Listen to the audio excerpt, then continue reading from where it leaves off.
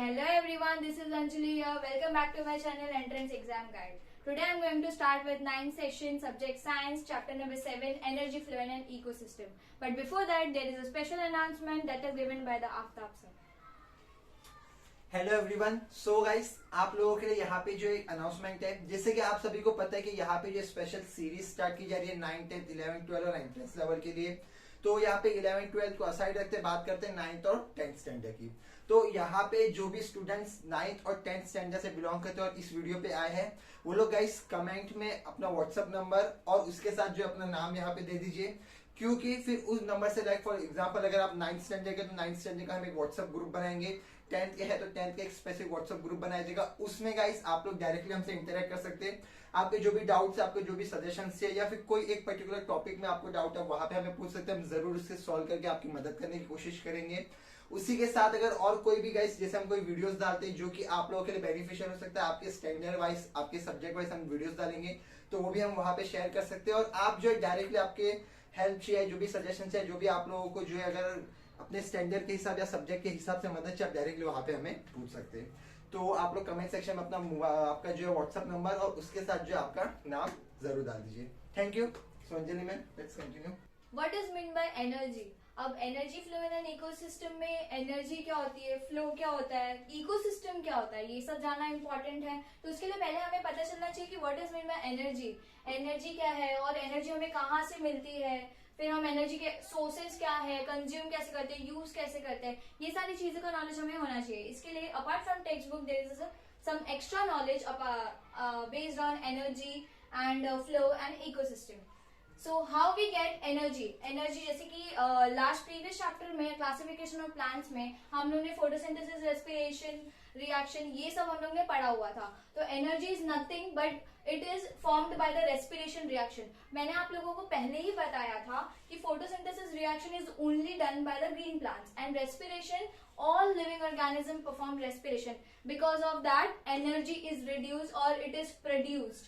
Okay, so we get energy with the food we eat। हम लोग जो खाना खाते हैं वो खाने की वजह से हमारे बॉडी में रेस्पिरेशन रिएक्शन परफॉर्म होता है। हम जब सांस लेते हैं उसके साथ बहुत सारे मॉलिक्यूल्स इंटरैक्ट होते हैं, वाटर मॉलिक्यूल्स इंटरैक्ट होते हैं। जो फूड हम खाना खाते हैं, न्यूट्रिएंट लेते हैं, उसके भी ग्लूकोज मॉलिक्यूल सारे इंटरैक्ट होते हैं, तो वो सब एक रिएक्शन परफॉर्म करते हैं, दैट इज रेस्पिरेशन रिएक्शन। तो जिससे हमें एनर्जी मिलती है तो that is nothing but the respiration reaction. And respiration reaction is performed by all living organism, भले वो छोटे से छोटा लिविंग ऑर्गेनिज्म हो या ह्यूज से ह्यूज वाला लिविंग ऑर्गेनिज्म हो। फिर बहुत सारे उसमें डायनासोर्स इंक्लूड हो गए, एनिमल्स इंक्लूड हो गए, इवन प्लांट्स परफॉर्म्स रेस्पिरेशन। तो ये सारी चीजों रेस्पिरेशन रिएक्शन की मदद से एनर्जी बनती है। तो उसमें कौन सा रिएक्शन था, glucose react with water in the presence of biocatalyst that is enzyme which gives carbon dioxide, water and 38 ATP that is in the form of energy. हमारी बॉडी में 38 ATP बहुत सारे रिएक्शंस परफॉर्म करने के बाद बनते हैं, तो वो एनर्जी की तरह काम करते हैं। तो what is the source of energy? अब सोर्स ऑफ एनर्जी क्या है, हमें एनर्जी किससे मिल रही है वो भी तो इम्पोर्टेंट है। सिर्फ ऐसे तो नहीं है कि हम एनर्जी बनाते ही जा रहे बट एनर्जी बन कैसे रही है, कुछ ना कुछ तो उसका सोर्स होता ही होगा, कुछ ना कुछ हम कंज्यूम करते होंगे। तो इसके लिए the food we intake that is in the form of carbohydrates, fats, proteins, minerals, vitamins, that is all comes under the sources of energy। हम कोई भी चीज, हम घर का खाना खाते हैं, बाहर का जंक फूड कंज्यूम करते हैं, फ्रूट्स कंज्यूम करते हैं, वेजिटेबल्स कंज्यूम करते हैं, ग्रीन लिफी वेजिटेबल्स कंज्यूम करते हैं, that is considered into a carbohydrates, fats, proteins, vitamins and minerals. That is the sources of energy. What is the use of energy? Energy का use हम कहाँ करते हैं? अगर हम कोई चीज खा रहे हैं, अगर उसकी मदद से एनर्जी बन रही है तो उस एनर्जी का हमें कहीं ना कहीं यूटिलाइज तो करना ही पड़ेगा, कहीं ना कहीं उसको काम तो आना ही पड़ेगा। इसके लिए वी परफॉर्म, किसके लिए एनर्जी परफॉर्म करती है? For certain activities. कोई भी एक्टिविटीज, अगर आप पढ़ रहे हो, अगर आप सो रहे हो, खा रहे हो, बाहर कोई भी अदर एक्टिविटीज परफॉर्म कर रहे हो, डांस कर रहे हो, सिंगिंग कर रहे हो, किसी को पढ़ा रहे हो, लाइक फॉर अस, तो ये सारी चीजें क्या है, एक्टिविटी परफॉर्म करती है। तो वो एक्टिविटी कैसे परफॉर्म कर रही है? जो फूड हम खाते हैं उसकी वजह से एनर्जी क्रिएट हो रही है, वो एनर्जी क्या यूज कर रहे हैं हम सर्टेन एक्टिविटीज में। सो एनर्जी मतलब क्या होता है? Energy is nothing but it's a respiration reaction, जो क्या करता है, हमें कोई ना कोई एक्टिविटीज परफॉर्म करने के लिए हेल्प करता है। Next what is mean by flow. तो आप लोगों ने बहुत टाइम सुना ही होगा पहले कि फ्लो मतलब क्या होता है। फ्लो मतलब is nothing but the single sentence, कि हम कोई भी बातें फ्लो में कर रहे हैं, डायरेक्शन में कर रहे हैं, उसका कंटिन्यूटी टूट नहीं रहा है, तो हम उसे क्या बोलते हैं, फ्लो बोलते हैं। And what is mean by ecosystem. अब इकोसिस्टम मतलब क्या होता है, आप लोगों ने बहुत बार सुना होगा कि सराउंडिंग होता है, एनवायरमेंट होता है, तो surrounding environment comes under ecosystem. Ecosystem एक बहुत बड़ा वर्ड हो गया है, हाईफाई वर्ड हो गया, साइंटिफिक वर्ड हो गया, इसलिए हम उसको आसान करने के लिए हम बहुत सारे ईवीएस चैप्टर्स में सराउंडिंग बोल देते हैं, एनवायरमेंट बोल देते हैं, बट यहाँ पे हम थोड़े हाईएस्ट स्टैंडर्ड लेवल पे है, 9th स्टैंडर्ड में है, इसलिए हम उसको क्या यूज करते हैं, इकोसिस्टम यूज करते हैं। तो ecosystem means interaction between the physical environment and the biosphere. अब बायोस्फीयर मतलब क्या होता है, उसमें सारे लिविंग ऑर्गेनिज्म इंक्लूड हो जाते हैं, whether it's a huge living organism, it's a small living organism, it's animals, it's plants, that is all categories comed under biosphere. तो इकोसिस्टम में बायोस्फीयर जब इंटरैक्ट कर रहे हैं, अब किसके साथ इंटरैक्ट कर रहे हैं, अकेले थोड़ी इंटरैक्ट करेंगे, वो बाहर के environment, that is in the form of water, in the form of land, in the form of air, that is interaction between the physical environment. Physical environment मतलब हम आसपास की चीजों को देख सकते हैं, फील कर सकते हैं, टच कर सकते हैं, that is in the form of physical environment. तो बायोस्फीयर मतलब ऑल लिविंग ऑर्गेनिज्म, सारे लिविंग ऑर्गेनिज्म या जीव जंतु जब एक साथ आते हैं, इंटरैक्ट करते हैं with the physical living environment, that is called as ecosystem. So ecosystem consists of biotic and abiotic organism. What do you mean by biotic and abiotic? The name itself says bio means life. Bio मतलब life होती है, जीवन होता है, ठीक है, तो उसके लिए living organisms, and abiotic in the name itself, a says that is non, that is restricted. So that is why abiotic means non-living organisms. So interactions between non-living organisms, living organisms and the environment is nothing but the ecosystem. And abiotic organisms consist of air, water, land and minerals as well as. Types of ecosystem. Types of ecosystem consist of two types of ecosystem, that is in the form of aquatic and the form of terrestrial. Aquatic ecosystem consists of two forms, in the marine and freshwater. What do you mean by marine and fresh? Marines means salty, जो बहुत सारे बड़े बड़े reverse होते हैं, oceans होता है, ये सारी चीजें मराइन्स होते हैं, उसके अंदर बहुत सारे लिविंग ऑर्गेनिजम्स होते हैं, like a fish, whale, dolphins, different kind of fishes, that all come under aquatic. There are some plants too that comes under aquatic, terrestrial. So types of ecosystems are two, aquatic and terrestrial. Aquatic comes under marine and freshwater, or marine ecosystem or fresh ecosystem, that is ocean and estuaries come under marine ecosystem. Fresh ecosystem, that is a lake, pond and rivers. जो छोटे छोटे pond होते हैं, दरिया होते हैं, बाउडीज होती है, वो सब क्या होते हैं, फ्रेश इकोसिस्टम्स में इंक्लूड होते हैं. Next is terrestrial ecosystem. Terrestrial ecosystem में एक होता है जिसे हमें नेचुरली बाय नेचर हमें मिला होता है, एक होता है मैनमेड जो हम खुद की सेटिस्फैक्शन के लिए बनाते हैं. तो नेचुरल इकोसिस्टम में there is a forest, desert, grassland, बहुत सारी चीजें ऐसे लैंड डेवलप्ड होती है, वो सारी चीजें क्या होती है, नेचुरली बनी होती है, मैन में उसका कोई इंक्लूडेंस नहीं होता है, इसलिए उसको नेचुरल इकोसिस्टम बोला जाता है. अब मैनमेड मतलब अपने फायदे के लिए ह्यूमंस बहुत सारी चीजें बनाते हैं, तो वैसे उन्होंने कुछ क्रॉपफील्ड और गार्डन्स बनाए. तो गार्डन्स में जूलॉजिकल पार्क्स होते हैं, बोटानिकल पार्क्स होते हैं, जूलॉजिकल फील्ड्स, गार्डन्स होते हैं. तो ये सारे अंडर्स किसके आते हैं, मैनमेड इकोसिस्टम्स में. In the ecosystem, there are biotic and abiotic interactions. So, biotic comes under producers, consumers, saprophytes and decomposers. Biotic means living organisms होते हैं. तो लिविंग ऑर्गेनिजम्स में बहुत सारे वैरायटीज़ है, जैसे कि हम क्लासिफिकेशंस बोलते हैं, तो उसमें क्लासिफिकेशंस में हमें प्रोड्यूसर्स आ गए, कंज्यूमर्स आ गए, सैप्रोफाइट्स आ गए एंड डिकम्पोजर्स आ गए. So what are producers? Producers मतलब जो अपना खाना खुद बनाते होंगे, सेल्फ डिपेंडेंट होते होंगे, उनको किसी की ज़रूरत नहीं पड़ती होगी, खुद अपने पे ही डिपेंड रहते होंगे, अपना खाना खुद प्रोड्यूस करते होंगे, तो इसलिए उनको प्रोड्यूसर्स बोला जाता है. Usually green plants come under the producer category. Next are consumers. Consumers मतलब क्या होते हैं कि जो खुद का खाना खुद नहीं बना पाते होंगे, एक दूसरे के ऊपर डिपेंड होते रहेंगे, एक दूसरे को मार के खाते होंगे, या तो फिर दूसरे एनिमल्स, प्लांट्स के ऊपर डिपेंड्स होते होंगे, तो consumers come under that categories. Saprophytes मतलब क्या होता है? It's basically nothing but the saprophytes आप लोगों ने बहुत बार देखा भी होगा. मशरूम्स जो होते हैं, जो फंगस के कैटेगरीज में आते हैं, और बहुत सारे उसमें अलग वैरायटीज़ भी आते हैं. तो that is all saprophytes. Decomposers में क्या होता है, बहुत सारे माइक्रो ऑर्गेनिजम्स होते हैं जो सॉइल के अंदर इंटरैक्ट करते हैं, डेड बॉडीज़ के ऊपर काम करते हैं ताकि डेड बॉडीज़, बड़े से बड़े डेड बॉडीज़ क्या हो जाए, डीकम्पोज हो जाए, इसलिए वो सारे डीकम्पोजर्स की कैटेगरी में आते हैं। तो what are producers? Producers are the sources of food. Sources of food मतलब जिसका, जो हमारे लिए खाना बना दे, जो हमारे लिए खाना प्रोड्यूस करे, जिससे हमें खाना मिल सके, तो वो किस में आते हैं? प्रोड्यूसर्स में आते हैं, sources of food. Green plants are the major environmental important categories which come under producers group. Producers में आते हैं ग्रीन प्लांट्स, तो वो क्या परफॉर्म करते हैं? Photosynthesis. Usually classification of plants में हम लोग ने देखा था कि plants usually perform photosynthesis. Photosynthesis reaction क्या होता है? जो कार्बन डाइऑक्साइड की मदद से क्या बनाता होगा? कार्बन डाइऑक्साइड वाटर की मदद से बनाता होगा oxygen and glucose, that is in the form of starch. तो फिर वो स्टार्च की कैटेगरी को हम यूज़ करते थे, खाते थे, कंज्यूम करते थे, हमारी बॉडी उस पर एक्ट करती थी, रेस्पिरेशन रिएक्शन होता था और एंजाइम्स एक्ट होते थे उसके ऊपर, उसके बाद हमें एनर्जी मिलती थी। तो ये सारा सोर्स चलते रहता था। तो फिर प्रोड्यूसर्स क्या होते हैं? ग्रीन प्लांट्स होंगे तो वो क्या परफॉर्म करेंगे? फोटोसिंथेसिस परफॉर्म करेंगे। फोटोसिंथेसिस परफॉर्म करेंगे तो फिर वो कुछ ना कुछ कंटेंट बनाते हैं, स्टार्च बनाते हैं, जो दूसरे एनिमल्स और प्लांट्स को क्या होता है? कंज्यूम करने के लिए यूजफुल होते हैं। Next, consumers. Consumers are nothing but the living creatures depend on other organisms for their survival.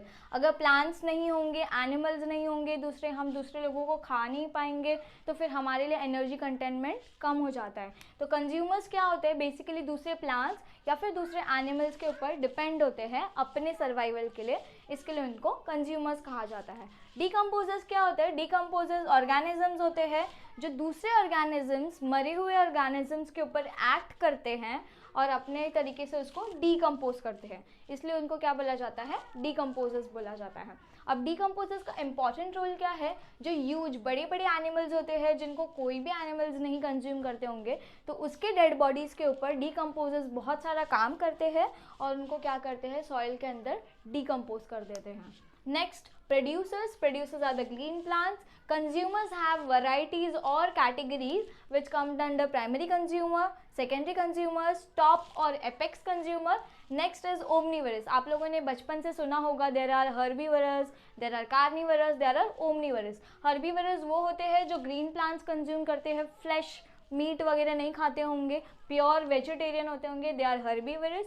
Carnivorous क्या होते हैं? फ्लैश ईटिंग एनिमल्स, जो दूसरे एनिमल्स या फिर दूसरे प्लांट्स के ऊपर डिपेंड होते होंगे। नेक्स्ट इज टॉप ओमनीवरस और टॉप एपेक्स कंज्यूमर्स। ओमनीवरस में क्या होता है कि they depends on plants as well as animals, दोनों खाते होंगे। They are vegetarians also and they are non vegetarians also, they come under the category of omnivorous. So consumers have 4 varieties, that is primary consumer, that is called as herbivorous, हम उसको herbivorous भी बोल सकते हैं, जो usually plants eating animals होंगे, जो सिर्फ प्लांट्स खाते होंगे, दूसरे एनिमल्स को कंज्यूम नहीं करते होंगे और छोटे होंगे एनिमल्स, तो वो प्राइमरी कंज्यूमर्स में आते हैं, उनको हर्बीवर भी बोला जाता है। Next is secondary consumer. Secondary consumer क्या होगा? या तो ये दूसरे छोटे मोटे एनिमल्स को कंज्यूम करते होंगे या तो फिर ये प्लांट्स को कंज्यूम करते होंगे, तो उनको कार्निवर भी बोल सकते हैं और कंज्यूमर, सेकेंडरी कंज्यूमर्स भी बोल सकते हैं। नेक्स्ट इज टॉप और एपेक्स कंज्यूमर्स। टॉप और एपेक्स कंज्यूमर्स इतने ह्यूज एनिमल्स होते होंगे जिनको आगे कोई कंज्यूम नहीं करता होगा या फिर आगे उनको कोई खा नहीं पाता होगा, that is comed under the category of apex और top consumers. Omnivorous means mix consumers, जो दोनों खाते होंगे, even the plants even the animals, या तो बिग एनिमल्स खाते होंगे, बिग प्लांट्स खाते होंगे, स्मॉल एनिमल्स कंज्यूम करते होंगे या तो फिर स्मॉल प्लांट्स कंज्यूम करते होंगे। Next is decomposers. All kind of micro organisms decomposers के अंदर आ जाते हैं। प्राइमरी कंज्यूमर्स में there are many consumers like rabbit, rat, hen, ये सारी चीज़ें प्राइमरी कंज्यूमर्स में आती हैं। सेकेंडरी कंज्यूमर्स में यू हैव ग्रास हॉपर, फिर उसके बाद रैबिट, स्नेक, ये सारी चीज़ें सेकेंडरी कंज्यूमर्स में आती है। टॉप और एपेक्स कंज्यूमर्स में ईगल, लायन, चीता, टाइगर, ये सारे लोग आते हैं जिनको कोई भी कंज्यूम नहीं कर पाता होगा। Next is omnivore. ओमनीवर में best example is human beings. Human beings सारे कंज्यूम्स करते हैं, even the vegetables, even the meat and flesh. Food chain. Decomposers, all kind of microorganisms, छोटे microorganisms, बैक्टीरिया, फंगाई, वायरसेस तो नहीं आते यार, bacteria, fungi और बहुत सारे saprophytes come under the position of decomposers. Next is food chain. What do you mean by food? Food मतलब क्या होता है, जिससे हमें एनर्जी मिलती है, कोई भी सोर्स रहने दो, या तो सन हो गया, या तो हम जो फूड खाते हैं, या तो फ्रूट्स हो गए, वेजिटेबल्स हो गए, ये सारी चीज़ों से हमें एनर्जी मिलती है बहुत ज़्यादा। तो कोई भी सोर्स हो जिससे हमें एनर्जी मिलती होगी तो हम उसे क्या कहते होंगे, फूड, जिसे हम खा सके और उसका इस्तेमाल और यूटिलाइज कर सके, तो इसलिए हम उसे क्या बोलते होंगे, फूड बोलते होंगे। तो फूड का चेन बोला जाए तो एक लंबा चेन, या तो फिर बोल सकते हैं सीक्वेंस बोल सकते हैं, कि लाइन बाय लाइन सीक्वेंस में आप लोगों को स्कूल्स में बहुत टाइम ऐसे बोला जाता होगा, form a Q, form a line. तो ये सब क्यों बोला जाता है, बिकॉज बीच में गड़बड़ी नहीं होनी चाहिए, बीच में क्या इंटरैक्शन टूटना नहीं चाहिए, इसलिए फूड चेन ऐसा नाम दिया गया है कि जो भी खाने वाला होगा या फिर जो भी खाता रहेगा उसके बीच में कोई तीसरा चौथा इंटरैक्ट नहीं कर सकता है, बीच में नहीं आ सकता है, ठीक है। तो फूड चेन मतलब क्या होता है, interaction go on continuously between the producers consumers in a complete sequence. मतलब इंटरैक्शन बिटवीन द प्रोड्यूसर्स, जो बना रहा है खाना, जो एनर्जी सोर्स बना रहा है, और जो खाने वाला है, उनके बीच में कोई और तीसरा नहीं आना चाहिए, कोई ऐसे कूद के कि हाँ मुझे भी दे दो, मुझे भी दे दो, ऐसे कोई तीसरा नहीं आना चाहिए। इसके लिए इनका इंटरैक्शन कैसा होगा, कंटिन्यूस होगा, बीच में कोई तीसरा और थर्ड पर्सन इंटरफेयर नहीं करेगा। That is why a complete sequence takes place, इसलिए उसको क्या बोला जाता है, फूड चेन। फूड चेन में एक एग्जाम्पल है, जैसे ग्रास हो गया, ग्रास में खाने वाला ग्रास होपर हो गया, ग्रास होपर फ्रॉग खा लेगा उसको, फ्रॉग को स्नेक को ईगल खा लेता है, एंड ईगल को तो कोई खा नहीं पाएगा because it's a huge bird. तो फिर उसमें क्या होता है, उसको डीकम्पोजर, जब ईगल मर जाता है तो लैंड पे ही मरेगा, बट ऑब्वियस सॉइल में दफन हो जाएगा, या तो फिर उसके ऊपर बहुत सारे माइक्रो ऑर्गेनिजम्स एक्ट करेंगे, बहुत सारे, और उसको क्या करेंगे, डीकम्पोज करेंगे, ठीक है। Next is food web. Many food chain are interconnected as various level in an ecosystem is called as food web. जैसे कि मैंने आपको बताया कि फूड चेन जो था वो एक दूसरे से मीन्स किसी और तीसरे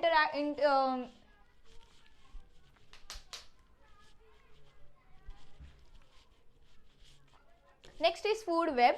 Food web is many food chain are interconnected at various level in an ecosystem is called as food web. जैसे कि हम लोग थोड़े टाइम पहले पढ़ रहे थे कि फूड चेन क्या होता है। फूड चेन क्या होता है कि सिंपल ऑर्गेनिजम्स के अंदर इंटरैक्ट हो रहा है, उसके बीच में और कोई थर्ड पर्सन या फिर थर्ड कोई कंज्यूमर्स प्रोड्यूसर्स इंटरफेयर नहीं कर रहे हैं, तो उसको सिंपली फूड चेन बोला गया था सीक्वेंस के अंदर। तो फूड वेब में क्या चेंजेस है कि इसमें बहुत सारे फूड चेन एक दूसरे से क्या करते हैं, इंटरैक्ट करते हैं, एक दूसरे से मिलते हैं, मतलब एक दूसरे के साथ इंटरैक्ट करेंगे, या तो फिर कंज्यूमर्स लेवल पे या तो फिर हायर कंज्यूमर्स लेवल पे। तो उसमें क्या होता है, इंटरैक्शन होता है अलग अलग लेवल्स के ऊपर, इसलिए उसको क्या बोला जाता है, फूड वेब।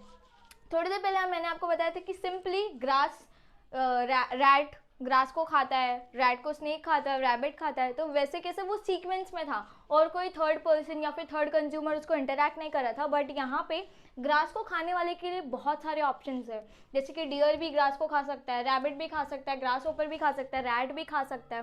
तो ऐसे इसके पास ऑप्शंस है। तो जैसे इनके पास ऑप्शंस होते हैं, कंज्यूमर्स लेवल बढ़ते हैं, तो क्या करते हैं कि कंपटीशन बढ़ते जाता है। कंपटीशन बढ़ते जाता है मतलब कि कौन सबसे ज़्यादा स्ट्रांग होगा, कौन सबसे पहले उसको खाएगा। तो इसमें इंटरैक्शन कैसे हो रहा है, बहुत सारे लोगों में ग्रास को खाने के लिए एक दूसरे से क्या हो रहा है, इंटरफेस हो रहा है, इंटरैक्शन हो रहा है। तो जब जो सबसे ज़्यादा ताकतवर होगा, जो सबसे ज़्यादा फास्ट होगा, वही क्या करेगा, ग्रास को कंज्यूम कर सकता है। तो इसमें कैसा होगा, रैट ग्रास को खा सकता है, या तो फिर ग्रास होपर भी ग्रास को खा सकता है, रैबिट भी ग्रास को खा सकता है, एंड डियर भी ग्रास को खा सकता है। तो मतलब एक ग्रास को खाने के लिए बहुत सारे लोग हो गए, तो बहुत सारे लोगों का चेन भी बढ़ते जाएगा। डियर को कोई और खा लेगा, कोई और एनिमल्स खा सकते हैं, डियर को लायन खा सकता है, टाइगर खा सकता है, लेपर्ड भी खा सकता है। रैबिट को खाने के लिए स्नेक है, या तो फिर ईगल भी रैबिट को कंज्यूम कर सकते हैं। उसके बाद स्नेक को खाने के लिए ईगल है, ग्रास होपर को खाने के लिए रैट है, ग्रास होपर को रैबिट भी कंज्यूम कर सकता है, रैट भी कंज्यूम कर सकता है। तो ये सब में कैसा हो रहा है कि एक चीज़ को खाने के लिए 3-4 लोगों का इंटरैक्शन हो रहा है, 3-4 लोग उसमें क्या कर रहे हैं, कंज्यूमर्स की तरह बिहेव कर रहे हैं, रूल कर रहे हैं और एक दूसरे से इंटरैक्ट कर रहे हैं, इसलिए वो क्या बोला जाता है, उसको फूड वेब। फूड वेब में क्या होता है कि बहुत सारे कंज्यूमर्स होते हैं, वो बहुत सारे कंज्यूमर्स क्या करते हैं, एक दूसरे से फाइट करते हैं, कॉम्पिटिट करते हैं एक दूसरे से, और फिर उसमें वो जीतते हैं। जीतने के बाद वो क्या करेंगे, जो भी फर्स्ट होगा, जो भी सबसे ज़्यादा हायर अमाउंट में पाया जाएगा, वो क्या करेगा, इंटरैक्शंस में पार्ट लेगा। या तो फिर रैट, या तो फिर रैबिट, या तो डियर, ये सारे क्या करेंगे, एक दूसरे से इंटरैक्ट करेंगे और कंजम्पशन की ओर पे बढ़ेंगे। फिर next is energy pyramid. What does mean by energy pyramid? Pyramid आप लोगों ने बहुत बार ऐसा सुना होगा कि जो 3D स्ट्रक्चर होता है, ट्राइंगल के बेस पे 3D स्ट्रक्चर, उसको पिरामिड बोला जाता है. एनर्जी पिरामिड को ट्रॉपिक पिरामिड भी बोला जाता है और इकोलॉजिकल पिरामिड भी बोला जाता है. इसमें क्या होता है? Graphical representation of energy found with in the trophic levels of an ecosystem. इसमें कैसा होता है कि एनर्जी कितने लेवल पे कम हो रही है या बढ़ रही है, इसमें हम लोग उसको ग्राफिकली रिप्रेजेंट करते हैं. आप लोग बहुत टाइम बचपन से या फिर 9th-10th स्टैंडर्ड में आपने मैथ्स में हमेशा ग्राफ्स प्लॉट किए होंगे, लाइन ग्राफ्स प्लॉट किए होंगे, हिस्टोग्राम्स प्लॉट किए होंगे, कर्व, फिर ऐसे बहुत सारे टाइप्स ऑफ ग्राफ होता है, पाई चार्ट होता है, बहुत टाइप ऐसे रहते हैं जिसमें हम क्या करते हैं, बहुत सारी चीज़ों को एक साथ रिप्रेजेंट करते हैं in a form of diagram, in a form of writing ways में, या तो फिर हम उसके ड्राइंग वेज में रिप्रेजेंट करते हैं. वैसे ही एनर्जी पिरामिड क्या होता है, हम इसको एक पिरामिड में एनर्जी लेवल वाइज क्या करते हैं, उसको बेस प्लेस करते हैं, या तो फिर एनर्जी पिरामिड को हम लोग ऐसा सजाते हैं जिसके अंदर सारे कंज्यूमर्स और प्रोड्यूसर्स फिट हो सके. तो ट्रॉपिक लेवल क्या होता है? Trophic level is nothing but the sequence level और several hierarchical level. Hierarchical level मतलब क्या होता है कि कौन सा वाला बड़ा रहेगा, कौन सा सबसे ज़्यादा बेसमेंट में काम आता है, कौन सबसे ज़्यादा पॉपुलेशन में है, किसकी सबसे ज़्यादा गिनती है, कौन कम है. तो ये सारे लोग के हिसाब से ट्रॉपिक लेवल बनाया गया है कि कौन सबसे ज़्यादा, कौन सबसे हाईएस्ट रहेगा, कौन सबसे ज़्यादा ताकतवर है, किसने सबसे ज़्यादा मतलब ऑक्यूपाई किया है जगह को या तो फिर कोई भी एरिया को. तो उसके हिसाब से हम लोग ने ट्रॉपिक लेवल सेट किया है. तो trophic levels that is 1 tropic level, 2 trophic level and 3 trophic level. Trophic level से पहले हम प्रोड्यूसर्स को ट्रॉपिक लेवल में नहीं काउंट करते हैं, बिकॉज प्रोड्यूसर्स एज यूजुअल बहुत ज़्यादा अमाउंट में होने ही चाहिए. अगर प्रोड्यूसर्स कम होंगे तो कंज्यूमर्स ज़्यादा हो जाएंगे, तो फिर खाने वालों का कंपटीशन सबसे ज़्यादा बढ़ेगा और खाना ही कम हो जाएगा. सपोज मान लो कि अगर आपके घर में 8 लोग रहते हैं और आपके घर में खाना बन रहा है 4 लोगों का, तो फिर खाने के लिए तो लड़ाई होगी, सबसे ज़्यादा फाइटिंग होगा, और सबसे ज़्यादा फाइटिंग होगा तो सबसे ज़्यादा कंपटीशन बढ़ेगा, और कंपटीशन बढ़ेगा तो फिर जीतने वाले को ही सिर्फ और सिर्फ खाना मिलेगा, बाकी लोगों को तो नहीं मिलेगा. इसलिए क्या होता है, हम प्रोड्यूसर्स को ट्रॉपिक लेवल में काउंट नहीं करते हैं, बिकॉज प्रोड्यूसर्स को सबसे ज़्यादा अमाउंट में होना नेसेसरी है.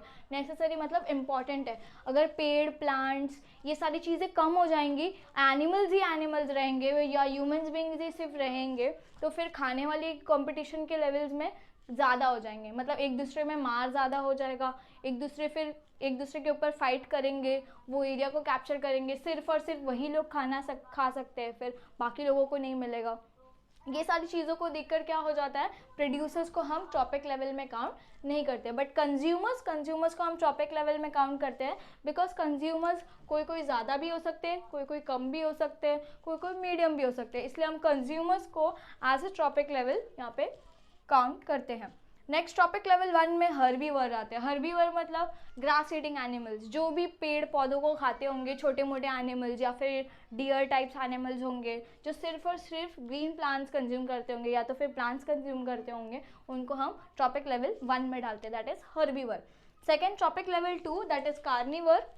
इसमें क्या होता है, फ्लैश ईटिंग एनिमल्स होते हैं, उस बहुत सारे फिशेस को खा सकते हैं, दूसरे एनिमल्स को खा सकते हैं, फिर बहुत सारे छोटे मोटे एनिमल्स को खा सकते हैं, तो that is called come under carnivore. Trophic level 3 में ओमनिवर्स. ओमनिवर्स क्या होते हैं कि दोनों खा सकते हैं, या तो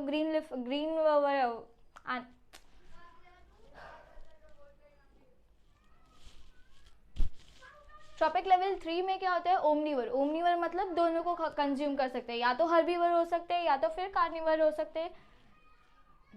फिर चार्ट आ गई.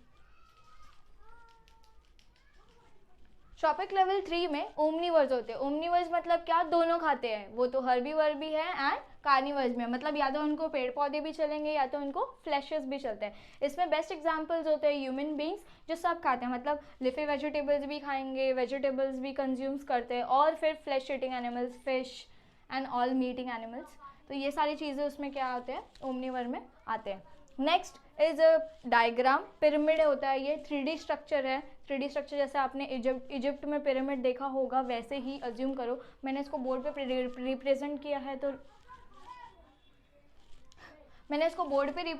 तो इसका मतलब ये क्या हो गया, ये 2D स्ट्रक्चर है, but the pyramid is actual a 3D structure. इसमें मैंने आपको ट्रॉपिक लेवल्स के हिसाब से अरेंज किया है. जैसे कि मैंने आपको बोला प्रोड्यूसर्स इसमें क्या होते हैं, प्रोड्यूसर्स को हम ट्रॉपिक लेवल्स में नहीं गिने जाते because producer should be more in amount. अगर प्रोड्यूसर कम हो जाएंगे तो फिर फाइटिंग हो जाएंगी. बहुत सारे कंज्यूमर्स के अंदर, डिकम्पोजर्स के अंदर क्या होगा, फाइटिंग होगा. फिर उसमें कैसा होगा कि खाने के लिए, जगह के लिए, ये सारी चीज़ों में कंपटीशन सबसे ज़्यादा बढ़ेगा. कंपटीशन बढ़ गया तो मतलब फिर जो सबसे ज़्यादा ताकतवर होगा, जो सबसे ज़्यादा जीतेगा, वही सिर्फ और सिर्फ कंज्यूम कर सकता है. बाकी के रेस्ट ऑफ द लोग मर सकते हैं. इसलिए प्रोड्यूसर्स को हम ट्रॉपिक लेवल में नहीं डालते हैं. इसलिए उसको प्रोड्यूसर्स एज अ प्रोड्यूसर रखा जाता है. That is a green plants. Herbivore consumer 1, that is primary consumer, उसको हम बोलते हैं trophic level 1. Carnivore consumer 2, that is carnivorous होते हैं, उनको हम बोलते हैं ट्रॉपिक लेवल 2. ट्रॉपिक लेवल 3 में ओमनीवर आते हैं, that is consumer 3. Tertiary consumers होते हैं, उसमें क्या होते हैं, दोनों कंज्यूमर्स हो सकते हैं. या तो वो प्लांट ईटिंग एनिमल्स भी हो सकते हैं या तो फिर फ्लैश ईटिंग एनिमल्स भी हो सकते हैं.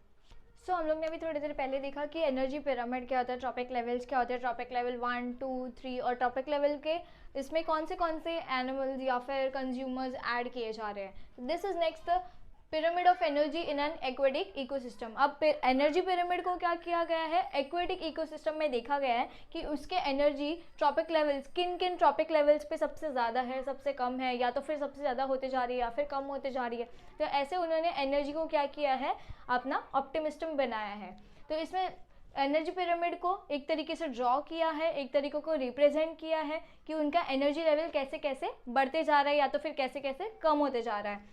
उन्होंने लिया है फाइटोप्लैंक्टन, जूओप्लैंक्टन, फिशेस एंड ह्यूमंस. तो एक्वेटिक इकोसिस्टम मतलब पानी में रहने वालों की बात हो रही है. तो पानी में रहने वाले जितने भी पेड़ पौधे होते हैं, छोटे मोटे फाइटोप्लैंक्टन्स होते हैं. फाइटोप्लैंक्टन मतलब पानी में रहने वाले एक्वेटिक प्लांट्स को फाइटोप्लैंक्टन्स बोला जाता है. उनका सबसे ज़्यादा एनर्जी कंजम्पशंस होता है. या तो फिर वो एनर्जी इतना ज़्यादा बनाते हैं अपने बॉडी के अंदर, या तो फिर उनके बॉडी में ऑलरेडी प्रेजेंट होता है इतना amount of energy.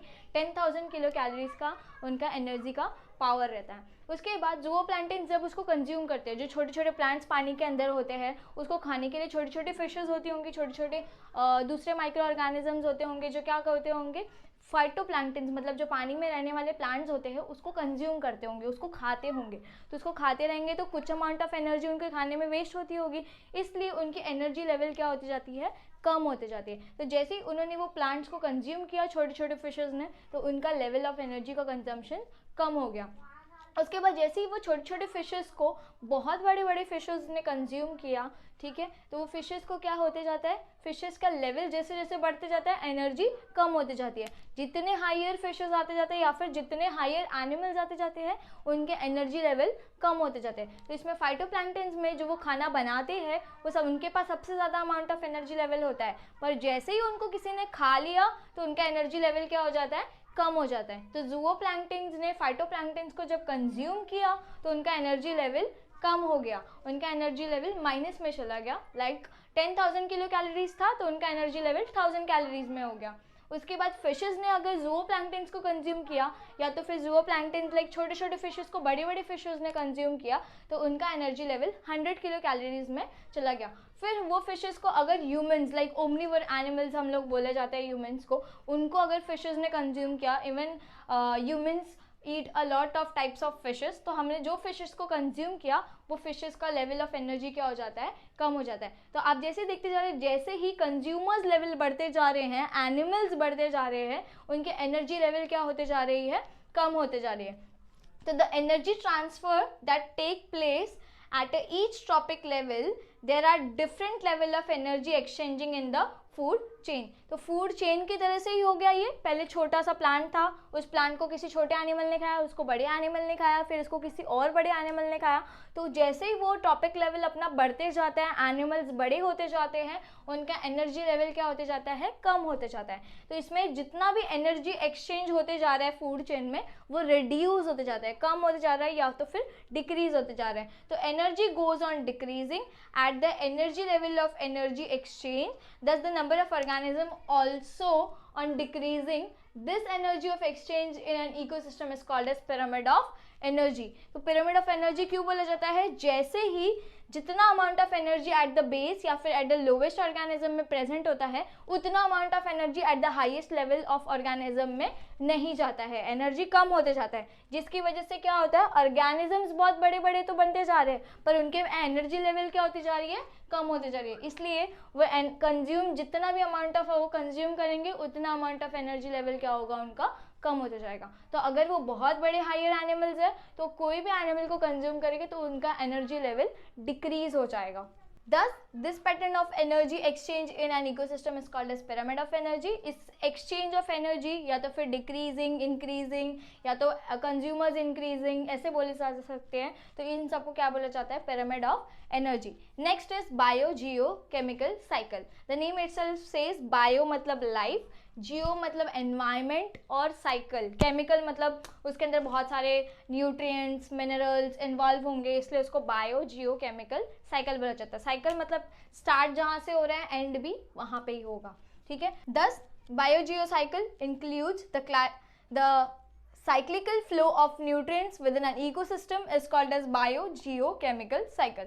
Cyclic flow मतलब क्या होता है, जहाँ से स्टार्ट हो रहा है वहाँ पे ही एंड हो रहा है, तो उसका साइक्लिकल फ्लो होता है। ऐसे बहुत सारे एनिमल्स या तो फिर बहुत सारे इंसेक्ट्स होंगे, बहुत सारे ऐसे चीज़ें होंगी जिनका साइक्लिकल फ्लो होता रहेगा, जहाँ से वो स्टार्ट होते हैं वहाँ से ही वो एंड भी होते रहेंगे, इसलिए उनको क्या बोला जाता है, साइक्लिकल फ्लो। तो बायोजियोकेमिकल साइकिल जो होता है वो एक साइक्लिकल फ्लो है। किसका फ्लो? न्यूट्रिएंट्स का फ्लो। न्यूट्रिएंट्स का फ्लो मतलब न्यूट्रिएंट्स में आप मिनरल्स ले सकते हो, सॉल्ट्स ले सकते हो, ऐसे बहुत सारी चीज़ें न्यूट्रिएंट्स में इन्वॉल्व होती है। बट किसके अंदर हो रहा है? Under the ecosystem. इकोसिस्टम में सारे आते हैं, अबायोटिक, बायोटिक, सारे living non living organism interact करते हैं, इकोसिस्टम बोला जाता है उसको, इसलिए इनको बायोजियोकेमिकल साइकिल बोलते हैं। The name itself says bio मतलब लाइफ, जियो मतलब ज्योग्राफी हो गई, जो भी लाइफ के एनवायरमेंट में जितने भी amount of air water land interact हो रहे होंगे बायोस्फीयर के साथ, उसको ही बायोजियोकेमिकल साइकिल कहा जाता है। Nutrients transferred from biotic to abiotic and vice versa. Vice versa मतलब अगर बायोटिक टू अबायोटिक जा रहा है तो अबायोटिक से बायोटिक के बाद वापस भी आ जाएगा, रिटर्न आ जाएगा वो।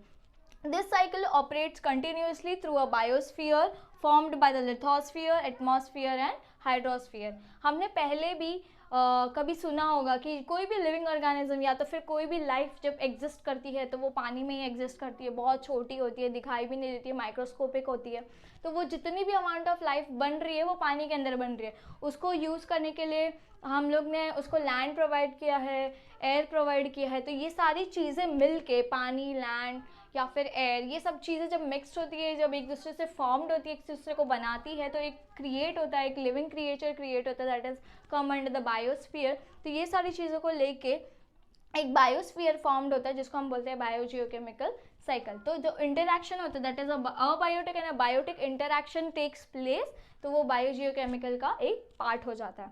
The recycling of biological, geological and chemical sources of nutrients in this process, complex process and depends upon the level of energy transferred in the ecosystem. तो इसमें कैसा होता है कि जैसे जैसे इनका बायोलॉजिकल, जियोलॉजिकल और केमिकल सोर्सेज एक न्यूट्रिएंट्स इंटरैक्ट होते हैं या फिर एक दूसरे से मिलते जुलते हैं, तो उसकी वजह से एक प्रोसेस फॉर्म होता है। उस प्रोसेस को ये लोग क्या बोलते हैं? Energy transfer. मतलब कि अगर बायोटिक है तो अबायोटिक में एनर्जी ट्रांसफ़र हो गई, अबायोटिक है तो बायोटिक में एनर्जी ट्रांसफ़र हो गई। इसकी मदद से क्या होता है? बायोजियोकेमिकल साइकिल एग्जिस्ट करता है। इसमें कैसे होता है कि सारे geography that is all about the atmosphere, all about the surrounding, इसमें सारी चीज़ों ने इंटरैक्ट किया है, सारी चीज़ों ने पार्ट लिया है।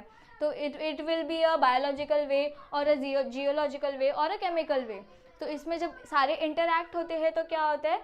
एक एनर्जी ट्रांसफ़र होती है इन एन इकोसिस्टम। उस एनर्जी ट्रांसफ़र को ही हर एक कंटेंट या फिर हर एक जगह पे जोड़ा जाता है, उसी को हम बोलते हैं biogeochemical cycle. Next is type of biogeochemical cycles. Biogeochemical cycles have two types, that is gaseous cycle and sedimentary cycle. Gaseous cycles means it is a composition of gases that are present in the atmosphere, that is nitrogen, carbon, oxygen and other gases etc. Gaseous cycle, accumulation of abiotic gaseous nutrient found in the atmosphere. That is mean by कि जितने भी amount of gases atmosphere में present होंगे वो सारे के सारे gaseous cycle में इन्वॉल्व होंगे, और जितना भी उनका एक्यूमुलेशन मतलब वो जब वो साथ में आएंगे कुछ ना कुछ कंपाउंड बनाएंगे, जैसे कार्बन और ऑक्सीजन साथ में आ गए तो वो बनाएंगे कार्बन डाइऑक्साइड, फिर इसके बाद नाइट्रोजन ऑक्सीजन साथ में आते तो नाइट्राइड बनाते हैं, नाइट्रोजन बनाते हैं, ऐसे बहुत सारी चीज़ें कंपाउंड्स फॉर्म्स हो जाती है। तो गैशियस साइकिल्स में क्या होता है, जितने भी अमाउंट ऑफ गैसेस एटमॉस्फेयर में प्रेजेंट होते हैं जब वो कुछ ना कुछ अमाउंट ऑफ कोई भी रिएक्शन क्रिएट करते हैं। Sedimentary cycles accumulation of main abiotic nutrients that are found in the soil। Soil में भी सेम सिनेरियो होता है कि जितने भी अमाउंट ऑफ न्यूट्रिएंट्स सॉइल के अंदर पाए जाते हैं, दैट इज नाइट्राइट्स, फिर नाइट्रेट्स, NO2, NO3, NH4, ऐसे सब NH2, ऐसे बहुत सारे अमाउंट ऑफ न्यूट्रिएंट्स फाउंड होते हैं सॉइल के अंदर, तो वो सारे सेडिमेंट्री साइकिल्स में आते हैं। तो सॉइल कंपोनेंट्स में आयरन, कैल्शियम और नाइट्राइट्स, नाइट्रेट, ऐसे बहुत सारी चीज़ें आती है जो सॉइल के अंदर कंपोजिट होती है, तो वो सारे सेडिमेंट्री साइकिल्स में इंक्लूड होते हैं। गैशियस साइकिल के एग्जाम्पल्स थे, जैसे मैंने आपको बोला कार्बन, ऑक्सीजन और नाइट्रोजन, ये सारे गैशियस साइकिल्स में आते हैं। Gaseous cycle is speeder than a sedimentary cycle. अब आपको नॉलेज होगा, अगर आपने फिजिक्स पढ़ा होगा और आपने ऐसा पढ़ा होगा कि गैशियस के जो एटम्स होते हैं वो बहुत दूर होते हैं सॉइल्स के, या फिर सॉलिड के एटम्स बहुत पास में होते हैं। अब आप लोग ने तो इतने लेवल्स में तो पढ़ा ही होगा कि एटम्स क्या होते हैं, एटम्स के मॉलिक्यूल्स क्लोजर आएंगे तो क्या बनता है, थोड़ा डिस्टेंस रहेंगे तो क्या बनते हैं, फार रहेंगे तो क्या होते हैं। तो गैशियस के जो एटम्स होते हैं वो बहुत दूर दूर होते हैं, तो वो कहीं भी अक्यूमुलेट हो जाते हैं। मतलब अगर आप एक कोई भी स्पेस एरिया में हैं तो स्पेस एरिया में गैशियस ऑक्यूपाई हो जाता है, गैस ऑक्यूपाई हो जाता है इन the form of carbon dioxide, in the form of oxygen, in the form of nitrogen gas. ऐसे बहुत सारी चीज़ें होती है जो ऑक्यूमुलेट हो जाती है। बट सॉइल में कैसा होता है, सॉइल स्टेडी टेक्सचर है, मतलब बहुत ज़्यादा स्ट्रॉन्ग है, उसका सॉलिड पार्टिकल्स होते हैं, तो वो क्या होता है कि उसमें बहुत टाइम लगता है, इसलिए गैशियस साइकिल जो होता है बहुत ज़्यादा फास्ट होता है as compare to the sedimentary cycles. तो we have 3 types of cycles जो हम लोग पढ़ने वाले हैं। आगे जाओगे आप, हायर क्लासेस में जाओगे तो हायर क्लासेस में और भी साइकिल्स होते हैं, बट फिलहाल 9th स्टैंडर्ड में आपको 3 साइकिल्स दिए, that is carbon cycle, oxygen cycle and nitrogen cycle. Nitrogen cycle अगर आप लोग 8th 7th में ऑक्सफोर्ड टेक्स्ट बुक, जिसका ICSE बोर्ड होगा, जिसका ऑक्सफोर्ड बोर्ड होगा, उन लोग को नाइट्रोजन साइकिल ऑलरेडी पढ़ाया जा चुका है। बट ये स्टेट बोर्ड की बात है, तो स्टेट बोर्ड में we have in 9th standard that is nitrogen cycle. Carbon cycles में क्या होता है, जितना भी अमाउंट ऑफ कार्बन हमें मिल रहा है, या तो फिर एटमॉस्फेयर से मिल रहा है, या तो फिर ह्यूमंस हो गए, एनिमल्स हो गए, वो लोग भी सांस लेते हैं तो वो लोग भी कार्बन रिलीज करते हैं। बहुत सारी फैक्ट्रीज होती है जो कार्बन डाइऑक्साइड रिलीज करती है, बहुत सारे ऐसे हाउसेज हैं जिनके चिमनी इनबिल्ट होते हैं, हाउसेज में, बंगलोज में इनबिल्ट होते हैं, तो वो लोग भी बहुत सारी चीज़ें क्या करते हैं, कार्बन डाइऑक्साइड की मात्रा बढ़ाते रहते हैं। अब कार्बन डाइऑक्साइड साइकिल अगर ज़्यादा हो गया अमाउंट ऑफ गैस में, अगर कार्बन डाइऑक्साइड का पॉपुलेशन, या तो फिर मैं बोल सकती हूँ सबसे ज़्यादा अमाउंट परसेंटेज हो गया, तो उसका क्या बेनिफिट होता है, बेनिफिट तो नहीं होगा बट ऑब्वियस उसका क्या होगा, हार्मफुल चीज़ें फॉर्म होने लगती है। तो गैसेस जो होते हैं वो हार्मफुल होते जाते हैं, और सबसे ज़्यादा इंपॉर्टेंट लिविंग ऑर्गेनिजम्स को रेस्पायर करने में सबसे ज़्यादा डिफ़िकल्ट फेस होता है। इसलिए कार्बन डाइऑक्साइड की मात्रा एटमॉस्फेयर में या फिर परसेंटेज बहुत ज़्यादा कम होता है, इट्स अमाउंट 0.03% और 0.035%, 4% ऐसा होता है, ठीक है। तो कार्बन का जो अमाउंट होता है that is percentage in the atmosphere is very much less as compare to the oxygen cycle and the nitrogen cycle. तो कार्बन डाइऑक्साइड में क्या था, अगर plants taking carbon dioxide from the other animals, या तो फिर फैक्ट्रीज, या तो फिर एटमॉस्फेयर में इटसेल्फ प्रेजेंट होता है कार्बन डाइऑक्साइड, इवन ऑक्सीजन भी प्रेजेंट होता है, इवन नाइट्रोजन भी प्रेजेंट होता है। जैसे कि मैंने आपको बोला कार्बन डाइऑक्साइड बहुत स्मॉल अमाउंट में प्रेजेंट होता है, बट फिर भी प्लांट्स उसको क्या करते हैं, सारे कार्बन को अपने पास लेते हैं और क्या करते हैं, ऑक्सीजन प्रोवाइड करते हैं। तो कार्बन साइकिल में हम लोगों ने देखा कि सारे के सारे जितने भी लिविंग ऑर्गेनिजम्स होंगे या नॉन लिविंग ऑर्गेनिजम्स होंगे, जो भी हम फैक्ट्रीज होंगे या फिर इंडस्ट्रीज होंगी जो ज़्यादा अमाउंट ऑफ एयर पोल्यूशन करते होंगे या फिर कार्बन डाइऑक्साइड की कंटेंट ज़्यादा बढ़ाते होंगे, तो वो सारी चीज़ें प्लांट्स क्या करता है, ऑटोमेटिकली रिफाइन करता है, उसको रिसाइकल करता है और न्यू अमाउंट ऑफ गैसेस बनाता है। तो कार्बन साइकिल में क्या होता है, जितना भी कार्बन डाइऑक्साइड हमें कहीं से भी मिल रहा है, या तो फिर एटमॉस्फेयर से, इंडस्ट्रीज से, एनिमल्स से, तो वो सारे के सारे प्लांट्स उसको क्या करता है, रिसाइकल करता है, उनसे ऑक्सीजन का क्रिएशन करता है। Okay, next is oxygen cycle. Oxygen cycle almost 21% होता है, या मोस्ट ज़्यादा amount of nitrogen cycle present होता है, but some amount of oxygen cycle भी प्रेजेंट होता है, that is oxygen in the form of oxygen. आपके एटमॉस्फेयर में भी ऑक्सीजन प्रेजेंट होता है। और सबसे basic is plant provide more amount of oxygen. Plant कैसे प्रोवाइड करते हैं more amount of oxygen? Because of photosynthesis reaction. उनके पास सबसे ज़्यादा एक्स्ट्रा पावर होती है, या तो फिर बोल सकते हैं ऐसा एक्स्ट्रा बेनिफिट मैकेनिज्म है जो करता होगा फोटोसिंथेसिस। जैसे कि मैंने आपको पिछले टाइम बताया होगा, photosynthesis reaction is only done by the green plants because of the chlorophyll. उनके पास ऐसा मैकेनिज्म है जो क्लोरोफिल प्रोड्यूस करता होगा। Other animals doesn't have a chlorophyll mechanism.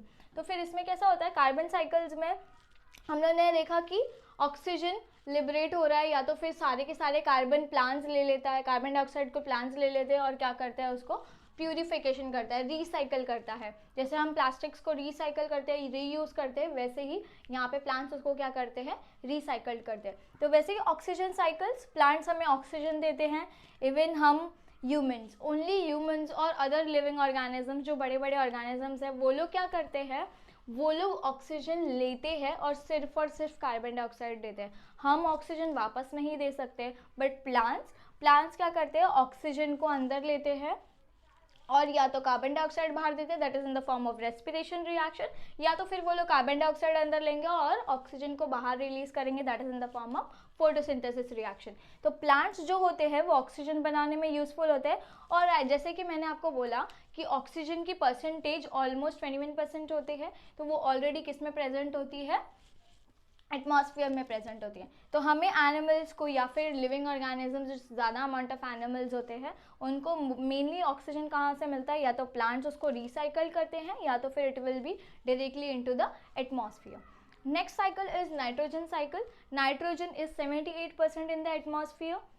Nitrogen सबसे ज़्यादा यूजफुल होता है और उसका बेनिफिट भी बहुत ज़्यादा है। बहुत सारे एनिमल्स, बहुत सारे माइक्रो ऑर्गेनिजम्स, बहुत सारे प्लांट्स उसका यूज़ करते हैं। बेसिकली वो डिकम्पोजिशन का काम करता है। डिकम्पोजिशन मतलब जितने भी लार्ज और यूज एनिमल्स होते हैं, या तो फिर बहुत बड़े प्लांट्स हो गए, बहुत सारे ये एनिमल्स हो गए जिनको हम कंज्यूम नहीं कर पाते होंगे, तो वो सारे को क्या करता है, वो फिक्स करता होगा, या तो फिर उसको मारने में, या तो फिर सॉइल में दफन होने में ऐसे काम करता होगा। तो नाइट्रोजन साइकिल में एटमॉस्फेयर में 78% of nitrogen content already present होता है। और नाइट्रोजन हम हवा से सॉइल में कैसे लाते हैं, with the help of lightning strike. तो प्रोबेबली जब लाइटनिंग स्ट्राइक होता होगा, जब या बिजली चमकती होगी, तब क्या होता होगा, huge amount of nitrogen soil के अंदर आ जाता होगा। वैसे भी सॉइल के अंदर हमें नाइट्रोजन कंटेंट मिल सकता है, मिनरल कंटेंट मिल सकता है, just because day by day the number of population is getting higher and higher. तो बहुत सारे लोगों का डेथ रेट भी ज़्यादा होते जा रहा होगा, एंड बर्थ रेट तो ऑलरेडी ज़्यादा होता ही रहता है। तो डेथ रेट की वजह से जितने भी लोगों को हम दफनाते हैं या फिर जलाते हैं, तो उनका जितना भी ऐश, या तो फिर जब वो दफन हो जाते हैं तो उसका जितना भी अमाउंट ऑफ स्किन, बोन्स, ये सारी चीज़ें होती है, उसके ऊपर माइक्रो ऑर्गेनिज्म एक्ट करते हैं। माइक्रो ऑर्गेनिज्म एक्ट कर रहे हैं तो फिर मतलब वो ख़त्म होते जा रहा है, फाइंड, तो उसका एग्जिस्टेंस ख़त्म हो जाता है। तो बहुत सारी चीज़ें ऐसे न्यूट्रिएंट बन के, मिनरल बन के सॉइल के अंदर डिकेइंग मटेरियल की तरह काम आती है, या तो फिर माइक्रो ऑर्गेनिजम्स उसको क्या करते हैं, ऐड करते रहते हैं, डिकेइंग मटेरियल की तरह यूज़ करते रहते हैं। तो ऐसे बहुत सारी चीज़ें हैं जो डेड ऑर्गेनिजम्स, प्लांट्स हो गए, अदर एनिमल्स हो गए, इवन सम सैप्रोफाइट्स भी होते हैं, तो ये सारी चीज़ें क्या करते हैं, फिक्स आउट करते हैं। तो जैसे कि मैंने आपको बोला, नाइट्रोजन सबसे ज़्यादा अमाउंट में प्रेजेंट होता है, और अगर हमें एयर से सॉइल में करना है तो with the help of lightning strike the amount of nitrogen get into the soil. और फिर प्लांट्स और एनिमल्स का या तो डेड मटेरियल यूज़ होता है, या तो फिर उनका वेस्ट मटेरियल हो गया, जैसे कि मैन्योर। अगर हम एनिमल्स को देखा जाएंगे, अगर हम लोग र्यूमिनेंट एनिमल्स की बात करें तो उनका मैन्योर, उनका गोबर हमारे लिए काम आता है। एंड फिर ह्यूमंस की बात किया जाए तो उनका फीकल मैटर हमारे लिए काम होता है। तो that is because of the waste material, उनके लिए वो वेस्ट है, बट द सॉइल में वो क्या करते हैं, एक न्यूट्रेंट की तरह एक्ट करते हैं। तो सॉइल में ऐसे बैक्टीरियाज होते हैं जो नाइट्रोजन को फिक्स करते हैं। अब in the pure form of nitrogen तो हमें कभी नहीं मिलता, in the pure form of oxygen भी हमें कभी नहीं मिलता, in the pure form of carbon dioxide भी हमें नहीं मिलेगा। ऐसे कार्बन डाइऑक्साइड नेम इटसेल्फ से दो चीज़ों का मिलन होगा। तो नाइट्रोजन भी कैसा होता है, हमें प्योर नहीं मिलता होगा। तो नाइट्रोजन के हमें बहुत सारे बोल सकते कंपोजिशन मिलते होंगे या बहुत सारे ऐसे टाइप्स मिलते होंगे, तो उसमें एक फेवरेट बैक्टीरिया होता है जो नाइट्रोजन को क्या करता है, किसी न किसी दूसरे मॉलिक्यूल्स के साथ कंबाइन करता होगा, जोड़ता होगा। तो वो बैक्टीरिया का नाम है राइजोबियम बैक्टीरिया। इसको लिग्यूम बैक्टीरिया भी बोला जाता है, जो लिग्यूमिनस प्लांट्स में ऑलरेडी इनबिल्ट बोल सकते हैं आज के टाइम पे। अगर हम मॉडर्न टेक्नोलॉजी का लैंग्वेज यूज़ करें तो इनबिल्ट होता है, या तो फिर हम बोल सकते हैं कि साथ रहता हो, सिम्बायोसिस रिलेशनशिप होता है। सिम्बायोसिस रिलेशनशिप मतलब क्या होता है कि अब दोनों का एक दूसरे का फ़ायदा हो और दोनों साथ में रहे। तो उस तरीके से प्लांट को भी, वो प्लांट्स को फ़ायदा होता है कि वो उसको नाइट्रोजन फिक्स करके दे रहा है, और बैक्टीरिया का फ़ायदा होता है कि प्लांट उसको रहने के लिए हेल्प कर रहा है। तो नाइट्रोजन साइकिल मोस्टली प्रोबेबली किस लिए होता है कि नाइट्रोजन जो होता है वो फिक्स कर सके। नाइट्रोजन फिक्स होने के बाद वो सारी चीज़ों का जो मिनरल कंटेंट वगैरह बढ़ता है, तो प्लांट्स उसको यूज़ करें।